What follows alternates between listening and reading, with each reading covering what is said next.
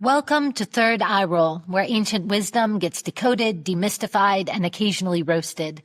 I'm Dr. Justine Lemos with Scarlett, Trillia, here to serve up Vedic insights, spiritual real talk, and a healthy dose of side-eye. Each episode, we're diving into Vedic astrology, Ayurveda, Tantra, and the weird beauty of being human, with segments like cosmic, current events, story time with the Vedas and Shastras, WTF is that? And a mystic mic drop to leave you lit. No gurus, no fluff, just the good stuff.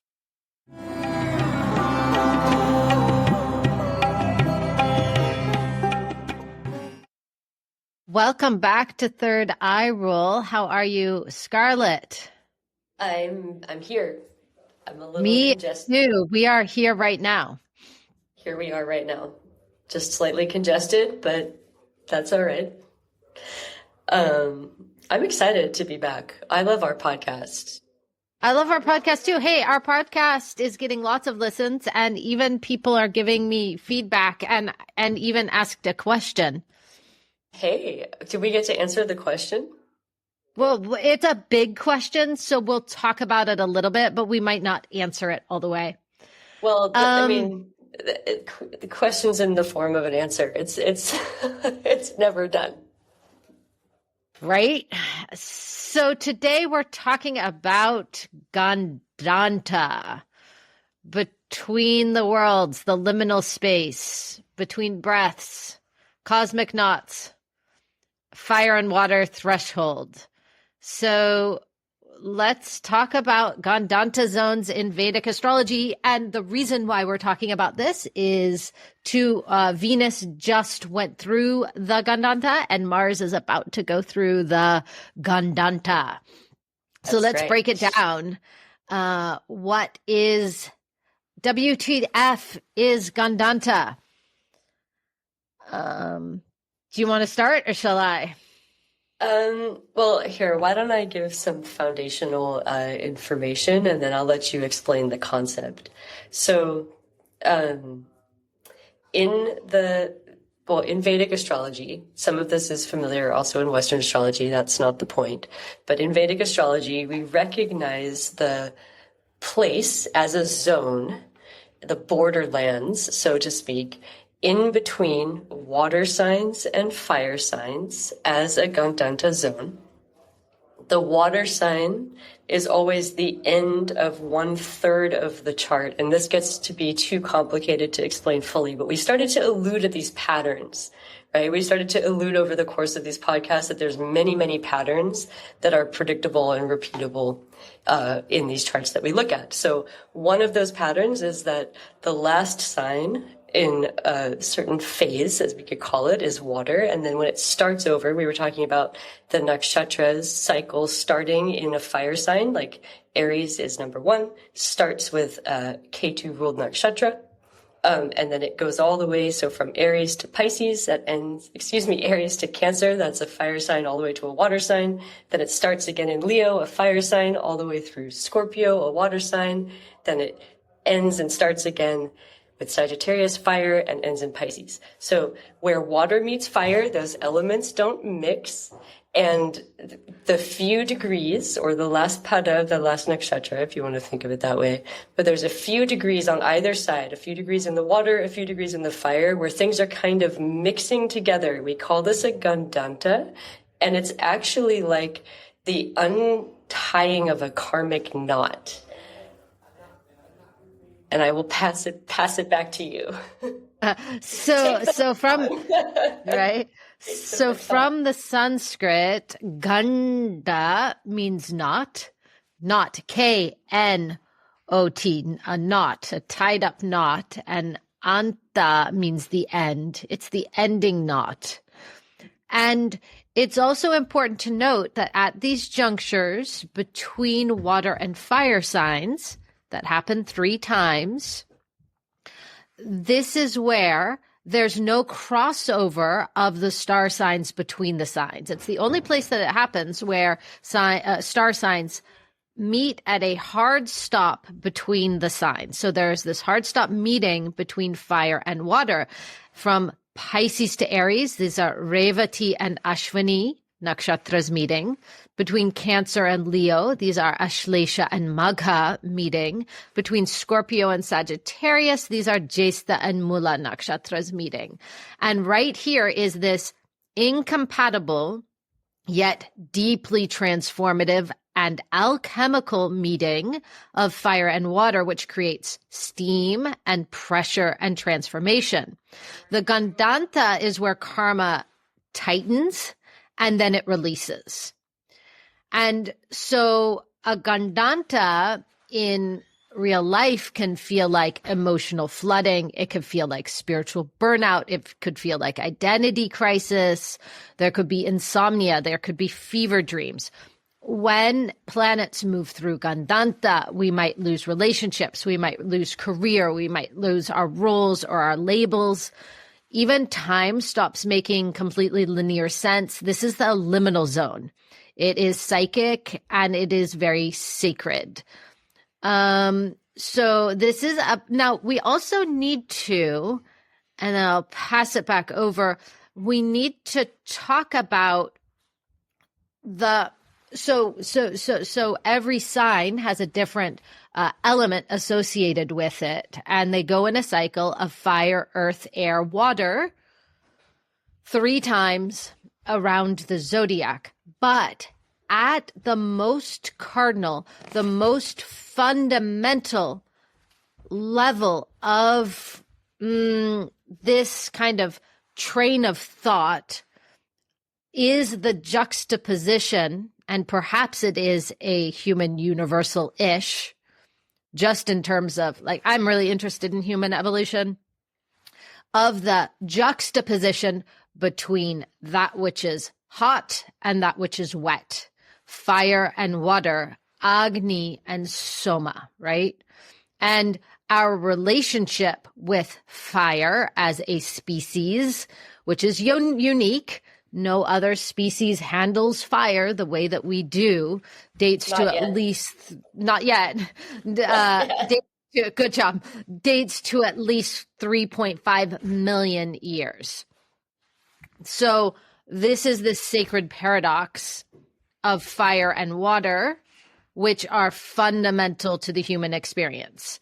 No water, no life. And certainly we are dependent upon our relationship with the element, the demon, the two-faced energy of Agni, who is has one face that is creation and one face that is destruction. So that was a lot of things that I just said. That was a lot of things that you just said. And it's not, I mean, we are just putting together lots of different things each time, but little tidbits will come out. And I've had a few people say, oh, I listened to the podcast and I didn't understand, but I'm sure other people do. And you're not supposed to hear this and understand all of it for the first time.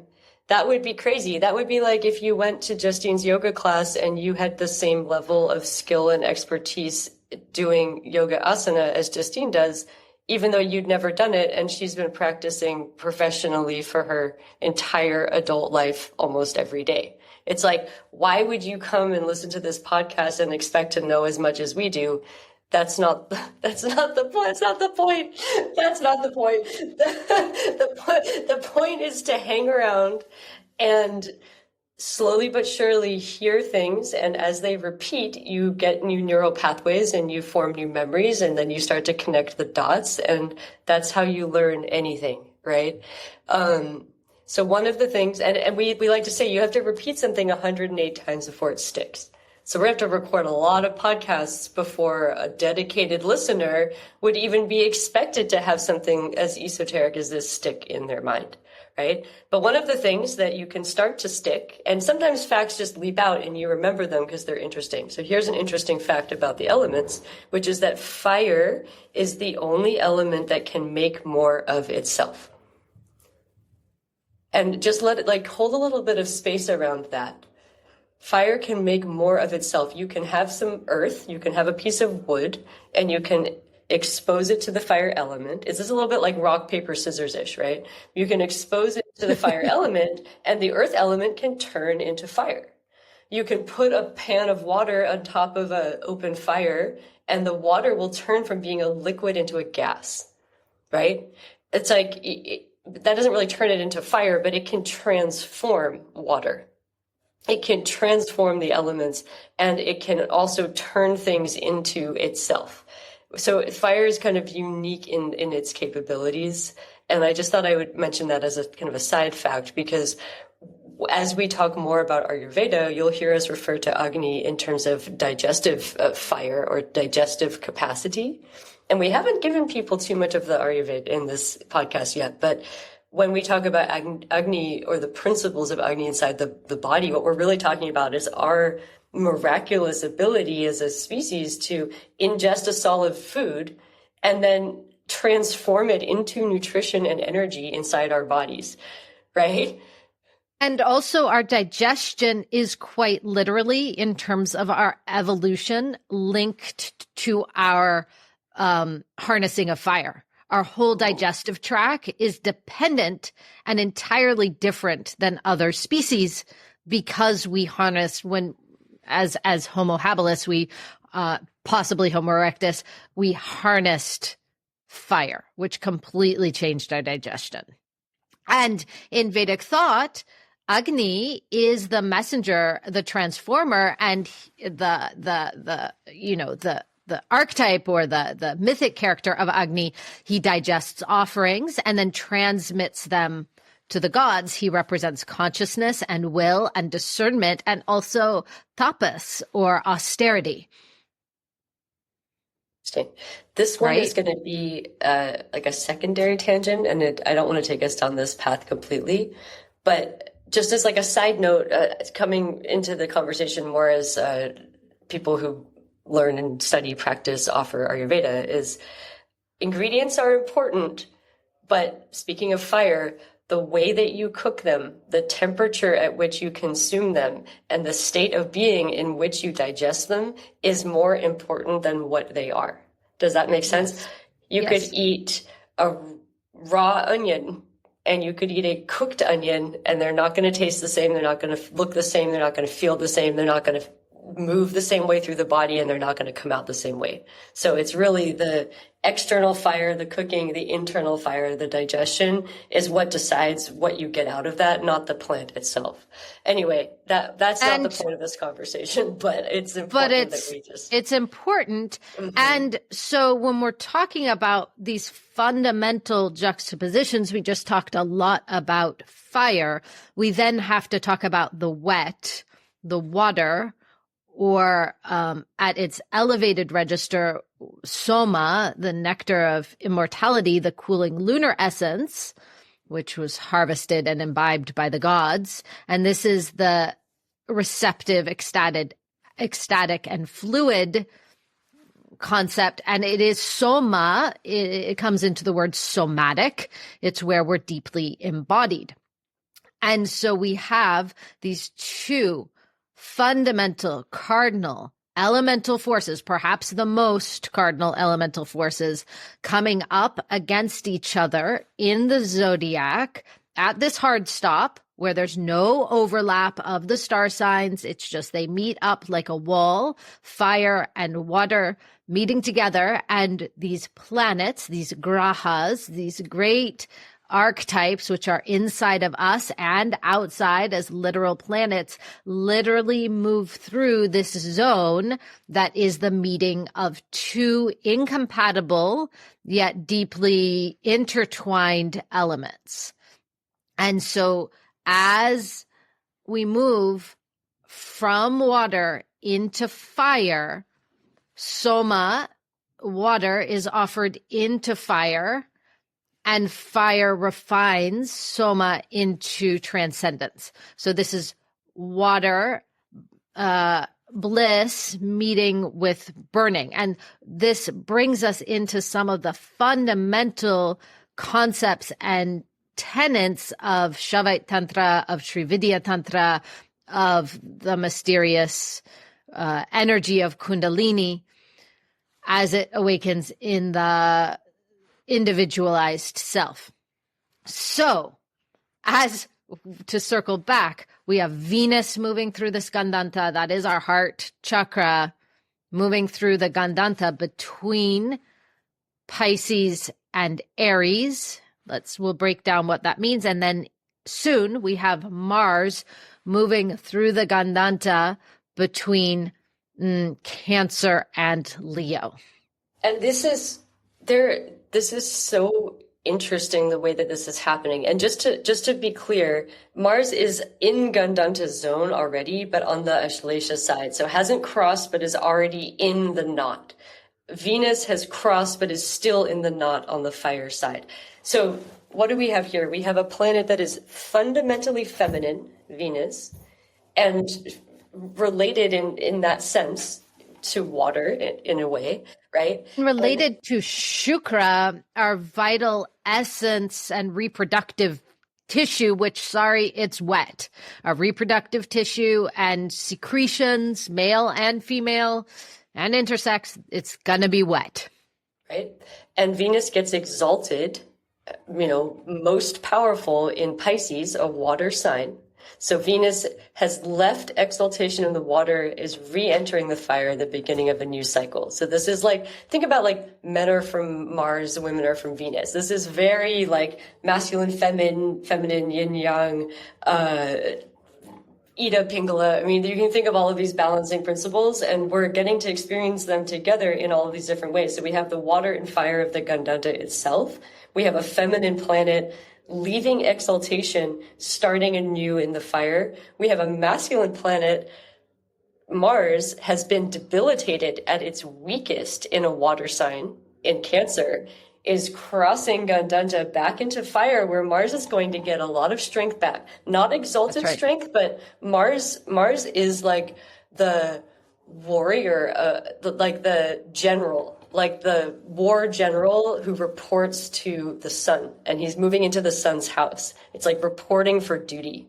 And that's after a particularly, each of these planets also spent this year, Mars has been in and out of Cancer for a long time.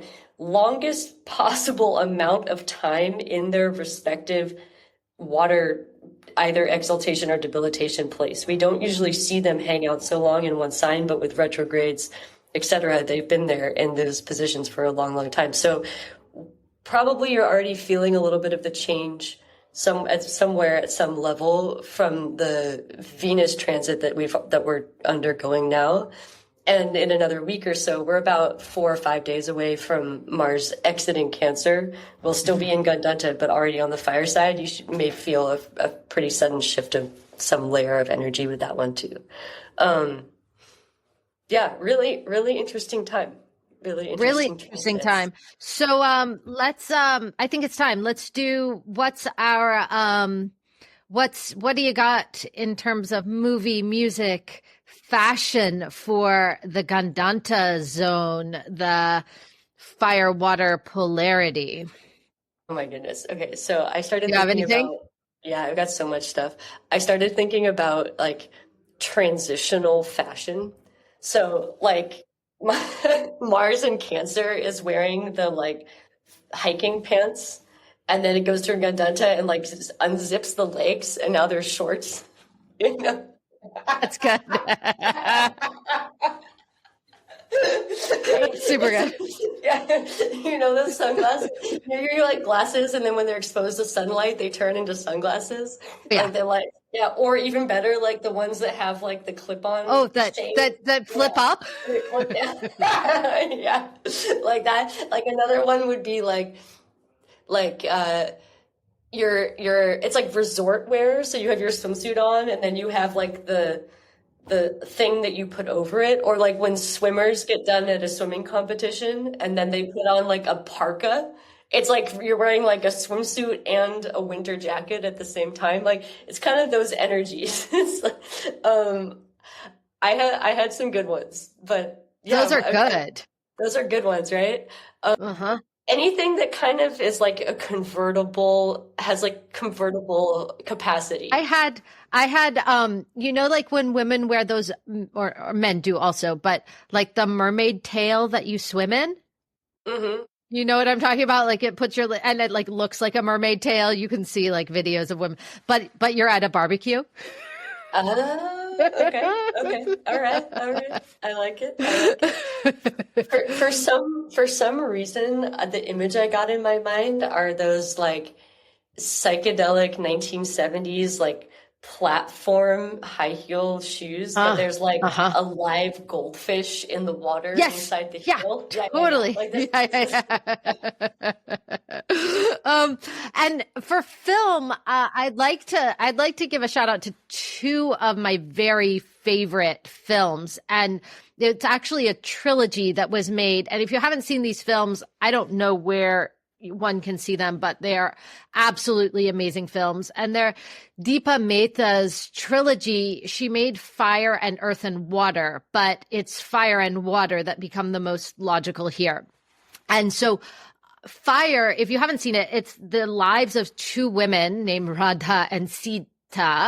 Of course, very famous characters out of the Indian pantheon from the Ramayana and then from the stories of Radha and Krishna.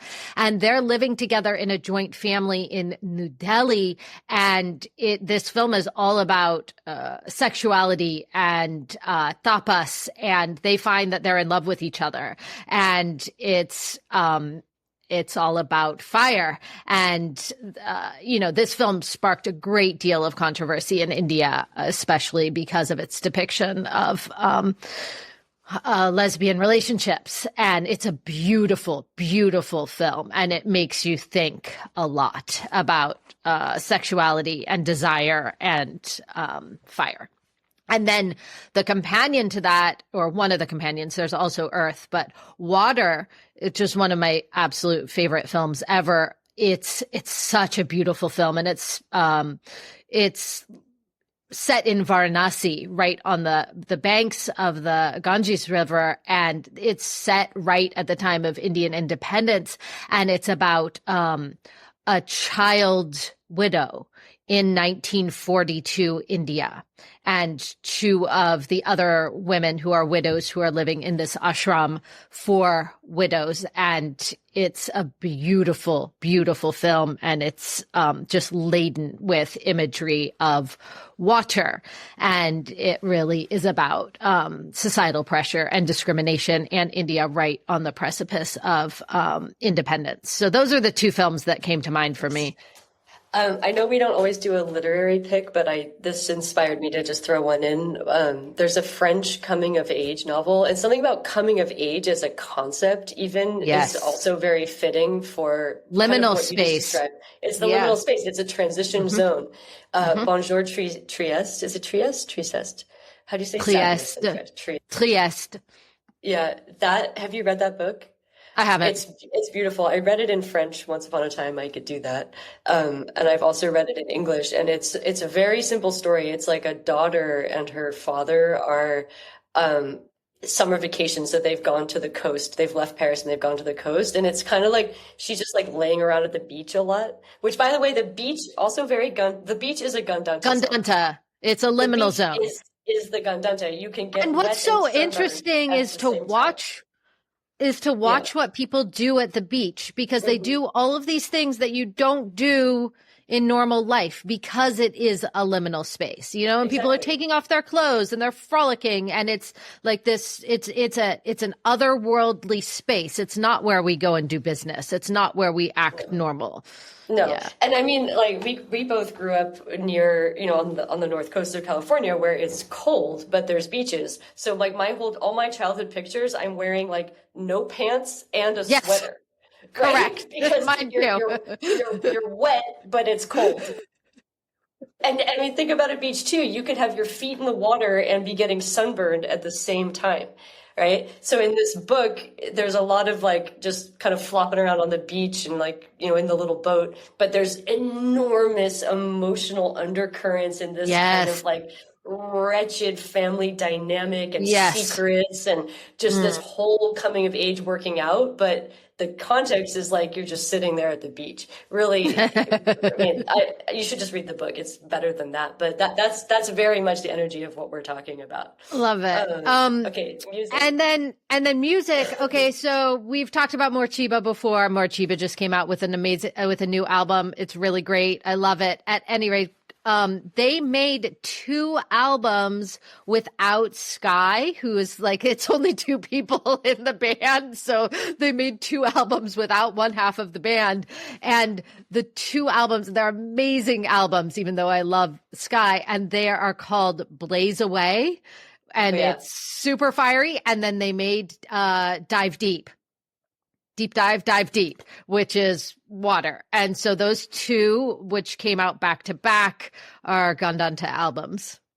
Definitely. Those are Blaze Away and Deep Dive, Dive Deep. I've got to get it right. I've got to look it up. It's Dive Deep. Blaze Away and Dive Deep.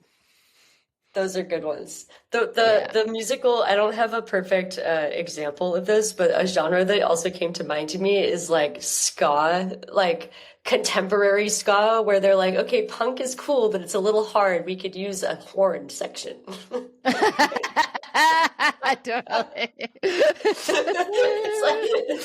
Now it's like jazz, kind of. Like, right. There's a lot going on. Right. Or it's like when Latinx gangsters drive around bumping polka music. It's always like, it's such a cultural phenomena, and from my outsider perspective, it's such a strange juxtaposition because it doesn't give like gangster hardness, but somehow it does. Juxtaposition is really the key word here. Do we have a right? myth? I do. I have an interesting kind of short myth. And it takes a little bit of context. So, once upon a time, long, long ago, far, far away, simultaneously, far, far away. Thank you. Simultaneously right now and right here inside of each of us. So, in the eastern state of India, which is now called Odisha, formerly called Orissa, there is a practice of dedicating, as throughout much of India, a practice of dedicating women to temples who would then perform ritual arts and dance. And this myth was told by one of these women in the 80s to Frederick Margolin, who was an anthropologist who actually I know I was very close with her daughter for like 15 years. And one of these dedicated women, Devdasis, or Maharis, told Frederick Margolin this story during her research. And I think that it is very appropriate. So in the kingdom of Orissa, which was a kingdom with a king, a princely kingdom, when there was a drought, because oftentimes the rains don't come and it's an agricultural state, and you need the rains to grow food, it was thought that there was a sadhu, a wandering yogi, a Mekadant, an ascetic, who had practiced so much intense asceticism that he had generated so much inner fire, so much tapas. He was so still, so detached, had harnessed all of his sexual energy, harnessed this kundalini, which is fire, which rises upward in a triangle, that this causes the outer rains to stop. No outside rains, because one single yogi has developed so much tapas that it's not going to rain on the outside because of the renunciation. And so when that would happen, according to this myth that was told to Frederick Margolin, the king would then go to the temple and get the women who had been there dedicated, who were dancers and singers, to go out and find the sadhu, the wandering ascetic, ash-covered in his trance, and to seduce him. And when these devdasis, who in this myth are the soma, the nectar, the water, when they would seduce the sadhu, which of course the sadhu, is a bit resistant because he wants to retain his semen to transform it to awaken Kundalini Shakti in this particular mythos. There are other cycles that wouldn't do that, but Then when his seed spilled, when he came, rain would fall all over Orissa and all over the kingdom, and the fertility of the land would be returned. So the drought ends and the rivers return, and Shiva and Shakti unite, and the waters fall down, and the world once again is wet with life. So that's the myth that came to mind. I love it. I love that one. I know you've told that before in other contexts. You know what came to mind as you were telling that? And I think this is I think there's a few different Gandanta metaphors kind of contained within this image in my mind. I've never been to Burning Man, not a particular interest of mine, but I have been up to the Black Rock Desert and spent time on the playa there. And I was with a group of people many, many years ago, maybe 15 years ago. And we were all, just camped like 50 people in a big circle with all our vehicles. And there was a gigantic storm. So it's like so incredibly hot that you can barely stand to be exposed in the sun. You have to kind of just move your little shade structure around. Then out of nowhere, an immense electrical storm, torrential rain, nowhere for the rain to go, puddles forming, rivers running through the desert, lightning bolts striking down into the water that's collecting. I'm amazed we didn't get struck by lightning, actually. Then it's hardly even sand, but like the substance of the earth turning into mud. Mud is a very Gandanta kind of energy where it's like, it's not fire, but it's like not actually mud. It would be like clay. Lava or lava. Lava is very Gandanta-ish. It's like liquid fire. That would be the Scorpio to Sagittarius transition. Yes. And we could talk about refinements of what each Gandanta would appear like, right? Because the Revati to Ashwini is going to be a lot different than Ashlesha to Magha, different than. Completely different. Yeah. Anyway, rainbows emerged, and I think that that's also another one of those things where it's like you cannot have a rainbow without rain and without sun, without water and without fire, right? It's like it creates its own third thing in the combining of the elements. And I just want to make a note, just kind of bringing it back to the Jyotish, is the moon moves very quickly, right? The moon, it makes a 28-day cycle, essentially. There's 27 nakshatras, one per day of that cycle, and then on the 28th it returns, which means that the moon crosses through a Gandanta zone 3 times per month. A month, yes. 3 times a month. The moon, the mind, the emotions is constantly undergoing tremendous evolution, right? And the fact that we live in a society that's very solarized, it's very masculine in that sense. And it's so incredibly, if you look at what's going on in the sky, you should not expect to feel emotionally or mentally stable on a day-to-day basis. I mean, because that's just not what's happening, right? Whereas other planets are, Saturn only has to experience a Gandanta zone about every 10 years. Right? Jupiter maybe only every 4. Mars every 6 months, 3, maybe 6 months.